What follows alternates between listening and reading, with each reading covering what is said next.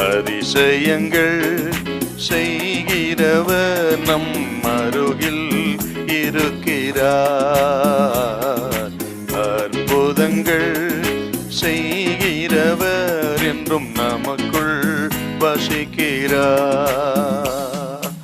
மத்தேயு சுவிசேஷம் 14ஆம் அதிகாரம் 16வது வசனம். இயேசு அவர்களை நோக்கி, அவர்கள் போக வேண்டுவதில்லை, நீங்களே அவர்களுக்கு போஜனம் கொடுங்கள் என்றார். 5 அப்பம் 2 மீன் 5000 பேருக்கு போஷிக்கிற நிகழ்ச்சியில் தான் ஆண்டவர் சொல்றாரு. சீசர்லாம் பார்க்குறாங்க. பெத்சாயிதா வனாந்தரத்தில் நடைபெற்ற ஒரு நிகழ்ச்சி. சாயங்காலம் ஆயிடுச்சு, திரளான ஜனங்கள் இருக்கிறாங்க. அவங்களுக்கு ஆகாரத்துக்கு என்ன பண்ணுறது? அனுப்பிட்டா பிரச்சனை முடிஞ்சிடும், அவங்க வீட்டில் போய் சாப்பிடுவாங்க. ஆகவே ஆண்டவரே, இது வனாந்தரமான இடம், திரளான மக்கள் இருக்கிறார்கள், சாயங்காலம் ஆயிடுச்சு, அவங்கள அனுப்பிச்சிடுங்க என்று சொன்னார்கள். அதுதான் அப்பா சொல்றாரு, அவர்களை அனுப்ப வேண்டியதில்லை. சீஷர்களின் வாயிலிருந்து வருகிற வார்த்தை பெரும்பாலும் அப்பொழுது அனுப்பிவிடும்.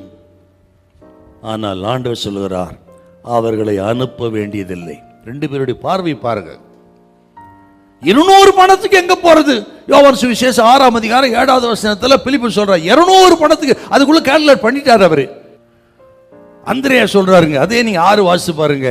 இங்க ஒரு பையன் இருக்கிறான், அவன் கையில் 5 அப்பா 2 மீன் இருக்குது. இது எம்மாத்திரம்? அவர் அதுக்குள்ள கால்குலேட் பண்ணிட்டார், எவ்வளவு இருக்கிறாங்க, இது எவ்வளோ. எல்லாம் எதிரான நிலைமை.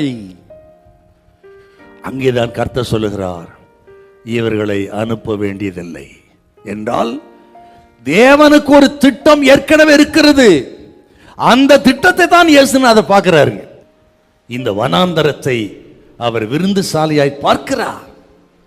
பசியா இருந்த மக்கள் தாகம் தீர்க்கப்படுவதை பார்க்கிறார்.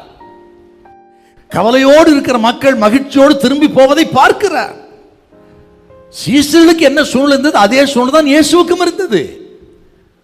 ஆனால் அவர்கள் பார்வை வேறே, ஆண்டவர் பார்வை வேறே. அருமையான தேவ ஜனமே, இன்றைக்கு இருக்கிற சூழ்நிலை பார்க்கிற தேவன் அல்ல, உன் சூழ்நிலையை மாற்றி பார்க்கிற தேவன் நம்மோடு இருக்கிறார். உன் சூழ்நிலை கர்த்தர் மாற்ற போகிறார். எதை மாற்ற போறான்னு நினைக்கிறீங்க? உன் வனாந்தரம் மாறும், உன் வறட்சி மாறும், உன் வெறுமை, கடன் பிரச்சனை, உன் துக்கத்தை எல்லாம் சந்தோஷமா மாற்றுகிற ஆண்டவர் வந்திருக்கிறார். எந்த மனுஷனையும் பிரகாசிப்பிக்கிற மெய்யான ஒளியாகிய இயேசு உன் குடும்பத்திலேயும் உன் பிள்ளைகள் மத்தியிலும் உன் இருளை வெளிச்சமாக்குவார்.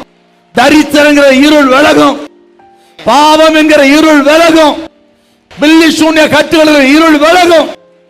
எந்த மனுஷனையும் பிரகாசிப்பிக்கிற மெய்யான ஒளி அதை செய்வார். ஹல்லேலூயா, ஹல்லேலூயா.